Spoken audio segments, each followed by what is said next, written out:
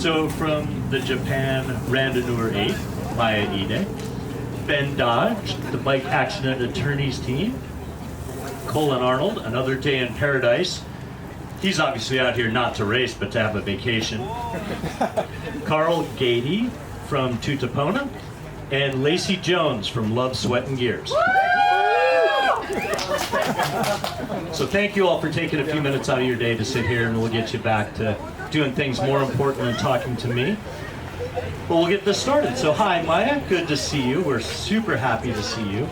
This is your first RAAM racing, but you have crewed. So, and you brought over an all-rookie team, I believe? Yes, and if you could actually notice their ages, they're quite younger than me. They're quite younger than you, but you're pulling all the weight, so they're just here to hang out, and they're making you do the hard stuff. Right, like renting cars. So how did you convince all these 7 other people to come over here and race with you? Well, actually, they convinced me to come over as a racer to RAAM, because I think that they felt that more Japanese should come, and you don't have to be a billionaire, because if you are a solo racing here in RAAM from Japan, sometimes it gets prohibitively expensive. But if you come here as an 8-member team, then you can have all people from different age groups, and you don't have to be a billionaire, and yet you can race across America, and that's just wonderful. And it's pretty cool. So they're all rookies, but you all have a randonneuring background, Yes. which is not. Yes. Randonneurs like to say they don't race, but they do. They race. They ride very fast, but you all have a little bit of a long distance riding background. We all are, of course, finishers of Paris Press Paris and many other over 1,200-kilometer races. No, randonneuring. Right. Well, that's great. Thank you very much. And Mr. Ben Dodge. So Ben, I think. Well, no, Good morning. You're the only one, I think, with RAAM experience. We have a little bit of raw experience down the table, but you're the only one with RAAM experience. And last time it was 8-person team. Yes, sir. So what got you to shrink your team to 4 and bring the fellas back?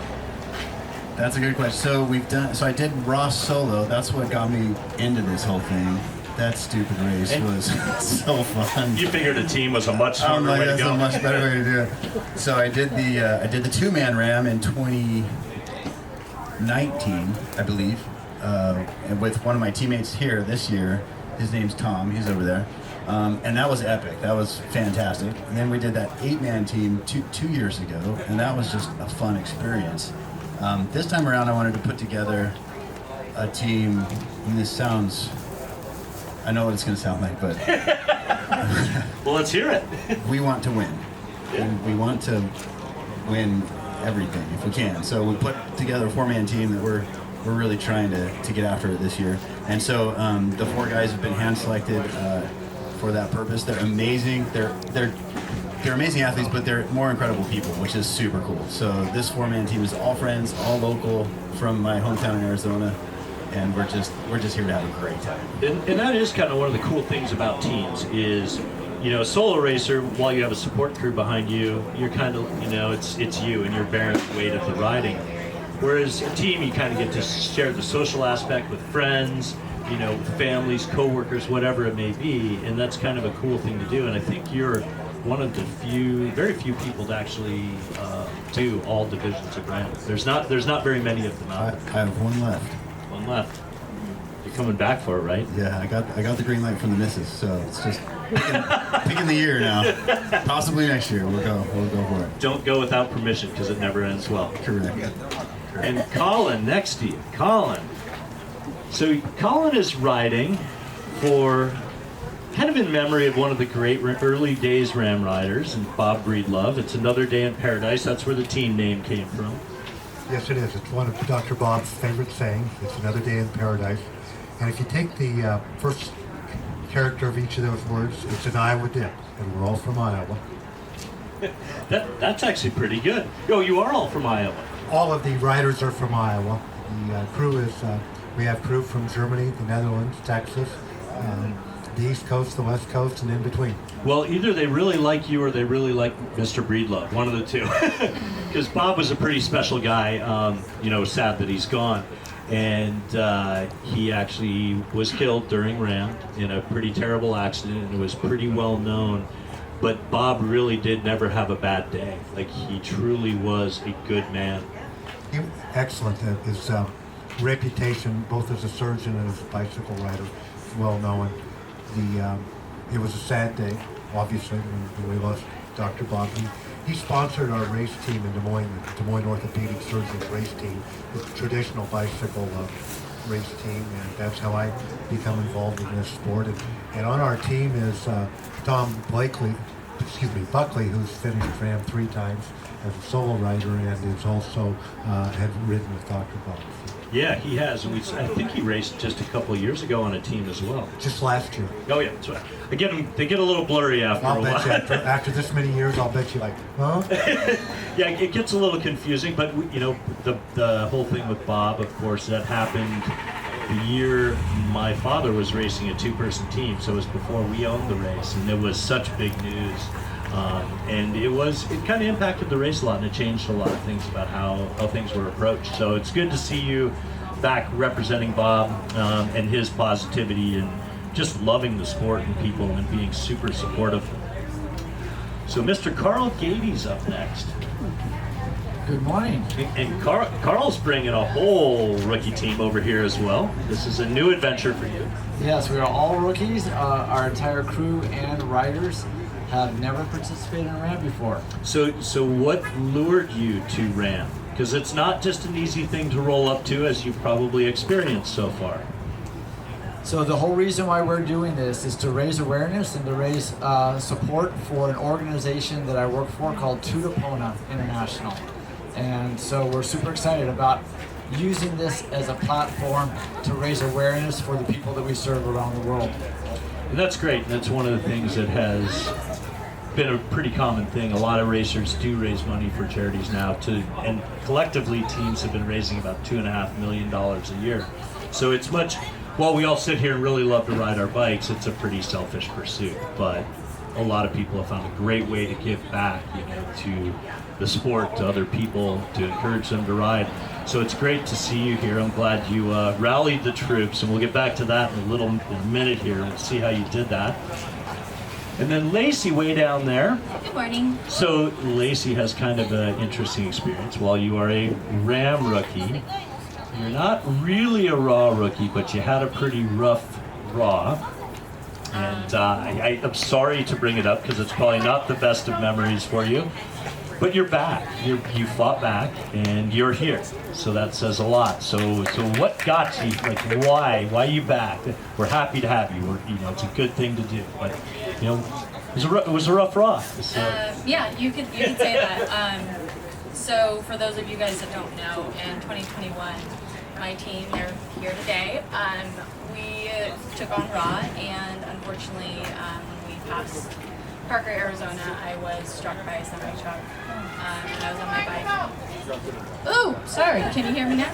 Yeah. So I was struck by a semi-truck outside of Parker, Arizona, and unfortunately I had to leave the race because of my injuries. I was airlifted out, and after some time in surgery and rehab and rehabilitation, we decided 2023 was our year, and we are coming back with a vengeance to finish what we should have done 2 years ago. So it was definitely a challenging experience, but we are back because we are determined to do this together and finish as a team. So we will be in Annapolis and crossing that line. Well, there's no doubt you have great guidance from Julie Lyons and the Love, Sweat, and Years group, and you also have phenomenal athletes, so I have no doubt we'll be standing on the stage together, and hopefully that is a much better memory than the previous experience for you.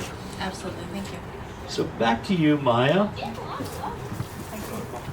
So when you got, so you're also a race director of one of our qualifying races, or you helped put the race together, Race Around America. Thank you so much, and especially to Fred for allowing me to organize the qualifier in Japan. It's the first ever qualifier in Japan, and we have a 650 kilometer and a 1,000 kilometer. And the people you see in my team, they actually raced in my qualifiers as one of the many teams that did. And this is such a fantastic sport because of all that teamwork that's involved. And in my qualifier, they get to experience the aspects of RAAM which you could never experience outside of, if you were just randomly, you just ride alone. But it really takes a lot of teamwork effort to make it to the goal. And I've actually organized these qualifiers for 3 consecutive years, and more people are experiencing what RAAM's like. And I hope in the future more Japanese will be coming. Well, we've started to see more and more Japanese because we had one Japanese racer quite a few years ago, and then we had nothing for a while. And now we're starting to see more and more. It also happened in India, the same thing. We had no Indian racers, and now you start to see more and more. So you know how fun and not fun it is to put on a race. So are you happy to be on the other end of racing with your friends? Definitely, and I think that's the expectation of an organizer, that you are yourself a bicycle rider, because you really can't organize a bicycle event unless you yourself are a bicyclist, right? It is. It changes a lot how you approach things. So I never got to race RAAM because we bought the race because we thought it was a good idea. I did crew it, and it's exceptionally difficult. And I've raced several of our qualifiers, and I think it's also one of the great things that I hope you all get to experience, and I expect you will, is getting to stand on stage with George Thomas, our announcer. So George is actually out racing a 2-person team right now, and we let him go early. And the only reason we did that is because he asked me, I really want to announce. So I want to share the finish line. And he says, if I can't start early and finish and be there to announce, I don't want to race. So I hope you get to enjoy that experience with George, because he really knows what you will go through out there. So it's so cool that you have brought all your people here, and we're super thankful. And we hope Race Around Mori continues to grow and be fantastic. Thank you so much. All right, Ben. So you got these guys together from your hometown to race. Yes, sir.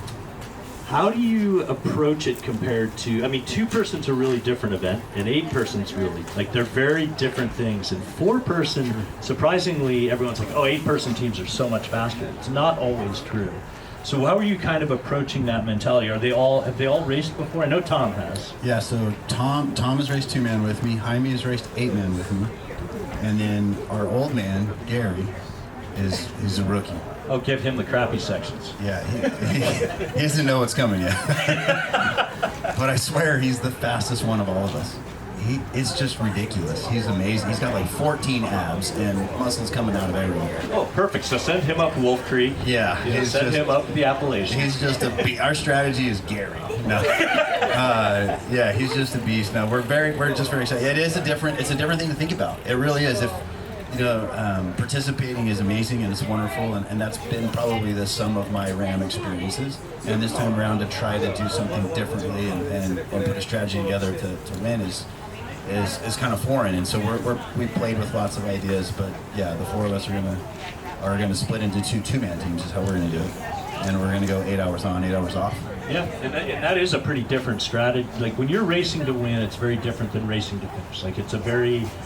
And both are great goals, and finishing should be anyone's ultimate goal. But Absolutely, yeah. when you get out there, and again, you've experienced it. You had, I think the 1 mile team was all rookies except for you, right? Yeah. and Some of them hadn't even ridden 100 miles before. And you did, but you did pretty well. We did okay. Yeah. I think so. I think we did okay. Everyone stayed together. You didn't look like you wanted to kill anyone at the end, so that was good. No, we had a great time. We had a great crew. In fact, some of them are such friends of ours that I think half of our crew is from that 2 years ago, that 1 mile experience. The other half of our crew is from our 2-man experience. And so we got a very seasoned crew, which is fun, and just the friendships that happen around an event like this. So huge thanks, by the way, for these kind of events, because you form relationships with other teams, your own team, your crew. It's just awesome, I appreciate that, and it is. I was doing an interview with some press in Annapolis earlier today, right before you guys showed up, and she's asked me, she goes, well, are you really happy when everyone finishes? I said, of course, that's, it's hard for us to enjoy the race as organizers while it's going on, because you're all out there and we want everyone to get there safely. But one of the greatest feelings is to bring people like you together, to have people from all over the world get to meet each other, and it has grown into such a sizable, it truly is a family. You walk away and you're like, hey, all of a sudden I know all these people that I didn't know. And internationally, like the other countries that host these kind of events. You remember Arnaud from France? Yeah, so we're still friends because I did the race across France with him. Well, not with him, but yeah, I did a two-man team there too. Oh, that's awesome. And the friendship is still there, just from meeting him as a race director. It's just super cool world to be a part of. The ultra cycling community is awesome. Yeah, it really is. And I'm, thankful that you're here. I'm thankful you're all here, because you'll find that if it's not this race, there's another race or another person that maybe you just go somewhere and they're there and you get to go for a ride with them. And it does create one giant worldwide family. And if people ask me what I like most about it, that really is what it is I get to see all these people from all over the world come to participate and come to the United States and be part of things. And to suffer. Well, I like watching that a little bit. I love that part too. Some people more than others. So I have a funny story about Nicole. So Nicole Rice. Right. So people who don't know who Nicole Rice is, she is a fabulous bike racer from Switzerland, and was racing neck and neck for an overall win last year. And she somehow injured her hip and her abdomen, but still managed to cross the finish line and was amazing. Yeah, she doesn't even know my name, I'm sure. I can't hold her wheel if I wanted to. She is phenomenal. But in 2016, when I was doing solo raw, she was doing solo raw or RAAM. I don't remember. It must have been RAAM.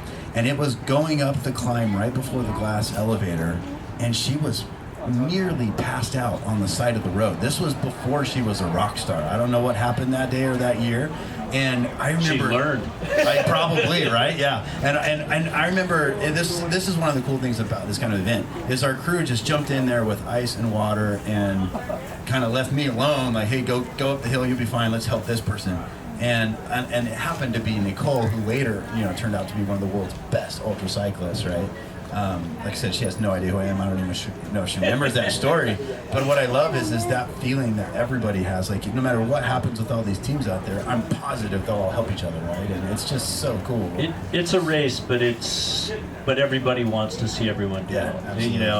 And it's fine. Like, it's a long race too. You're not going to lose it by stopping to help someone. And Colin, speaking of Race Across the West, and I think you also did Race Across Italy. Did you go? Oh, you did not. No. I'm sorry, I'm confused. No. But you have done 6 Raws. Yes, I have. Well, not quite 6. Not quite. You participated in 6. I too had a helicopter ride.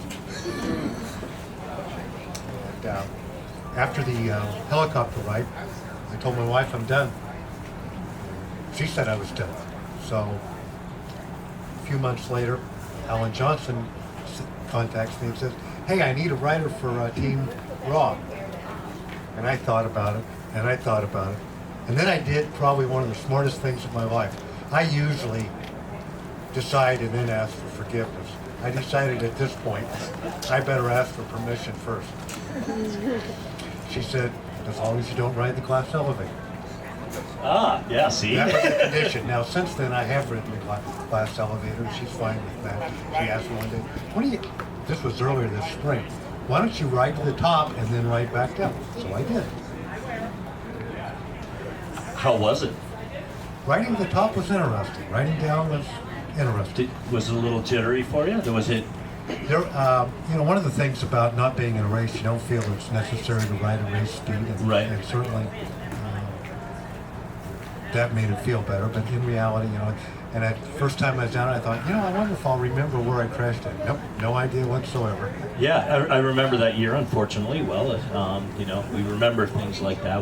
We wish we didn't, but it helps you learn too. And it's one of those things, for those of you that don't know the glass elevator, So you leave the beach here and you ride up over a mountainous thing, kind of Palomar, and then you descend into Borrego Springs, and that long, very fast descent is the glass elevator. And it is a wonderfully beautiful and tricky descent. It can be windy.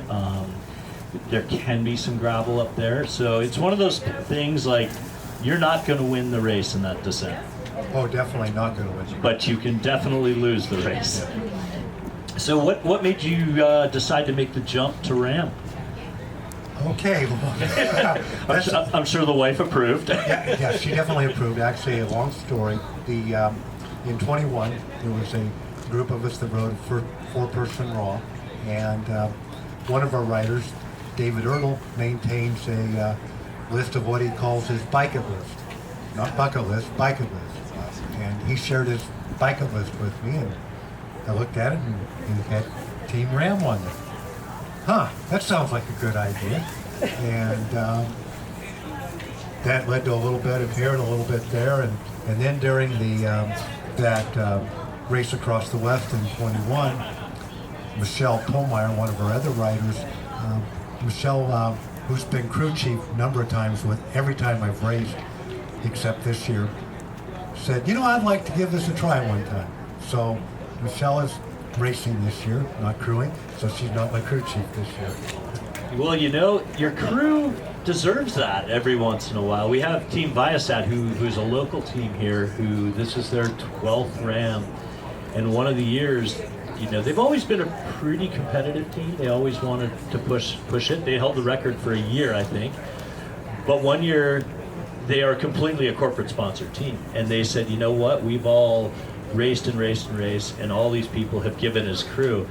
All the crew got to race one year, and all the racers crewed. Well, and that's neat. Last year, Michelle and I and Randy Catron, who is our crew chief this year, crewed for a RAAM four-person team, and 3 of the riders of last year's team are on our crew this year. That's very cool. That's super cool. Well, we certainly wish you the best. I'm sure you'll be great out there. I mean, you got some experience in Buckley. I'm not sure he knows. Well, he does know how to race team because he did do that. But he's a strong solo rider. So Oh, he definitely is. when in doubt, just make him ride. I think we'll put him on after we do the parade start, and we'll take him off in Mount Airy. That sounds like a pretty solid plan. I don't know that he'll agree with that. All right, Carl. So you gathered together a group of folks, a bunch of rookies, to raise money for an awareness for Tutapona, your nonprofit. How did you get them to buy in, or why RAAM? Why? There's a lot of other things to go do to raise money, but why did you choose RAAM, and how did you get these people to buy into it? Well, they're all cyclists. They all love cycling. They're all very competitive guys. And then 2 years ago, in 2021, we held an event, just a fundraiser for Tutapona, called the Ride for Refugees. And at that point, there were over 80 million displaced people on the planet. So we said, we're going to have 8 guys right across the United States in 8 days to benefit 80 million displaced people. So we kind of did our own event, and as we started telling people about it, they're like, that sounds like RAAM. Kind of, well, not really, because we're not competing against other teams. It was just us trying to do it in 8 days. And that was a great experience. It did a lot to raise awareness for the work of Tutapona, and it was very successful. And I really didn't do it with the plan of doing RAAM, but as we started doing it, I started getting that kind of itch and that feel and that excitement about potentially doing RAAM. And so, but it felt like a big leap to go from our own little event to join RAAM. So we spent the last year really thinking about it and planning it, and all of the riders from that Ride for Refugees came, with the exception of one, and we got another rider who's super strong from this area, and so we're just really excited about doing it. That's super cool. We hope we can elevate your your nonprofit and some charity money coming into you. That we think that's fantastic.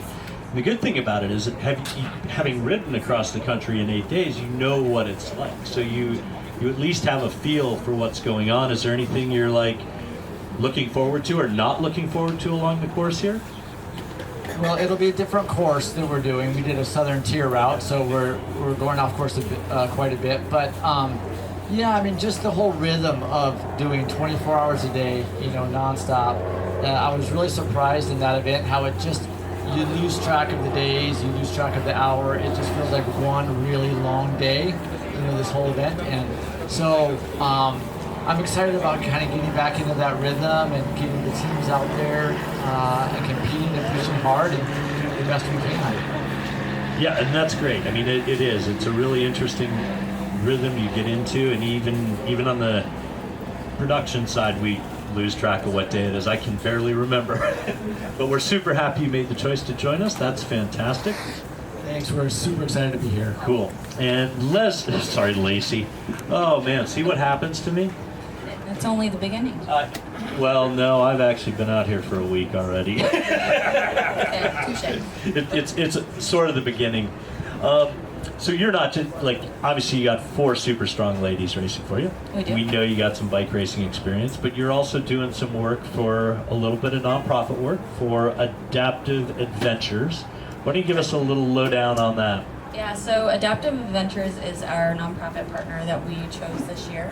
It's important for us to be able to give back to the community. So with their nonprofit, what Adaptive does is they help veterans or disabled people be able to get back on the bike. So whether it's a hand cycle or a recumbent bike, they make that possible and adapt the bike to that individual. So after my accident, it was important for us to partner with a charity that spoke to that because I was so close to being paralyzed myself. So being able to give back in that manner was important. And you guys, you all of you have been doing a ton of like pre-ride, like pre-race type community rides, and trying to get people out involved with you guys and supportive. How's that been going for you? Yeah, so we did, through our fundraising, we did a series of social rides, so we're trying to pull people out into the community. We reach through to our nonprofit as well as our social media reach. Unfortunately, weather was not on our side for those. So, No, it was not. it was a little more challenging, but it was good to get out. And then we did a partner ride with Adaptive Adventures.